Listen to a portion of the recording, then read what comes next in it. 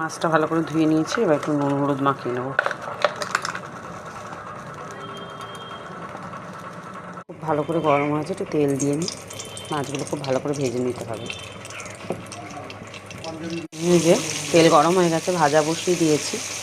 আমার কিন্তু খুব ভালো লাগে বেশ রং বেরঙের রান্না করতে। আর আমার এই রান্নাগুলো কিছুটা দেখো ভেজে তুলে নিলাম। এই ছোটো মাছ আমার কর্তা ভীষণ ভালো খায় ডাল দিয়ে, তাই ওর জন্য কটা না রেখে আর পারলাম না। মাছ ভাজার তেলটা তুলিনি, ওর মধ্যেই একটু তেল দিয়ে দিলাম।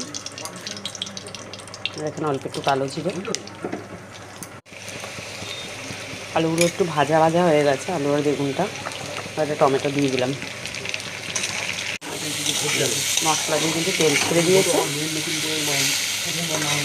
এবার দিয়ে দেবো অল্প জল। এগুলো কিন্তু বেশি একটা দেখো ফুটে গেছে ঝোল। এই মাছটায় কিন্তু বেশি সময় লাগে না, তবে কাটা বাছাটাই যায় একটু সময়।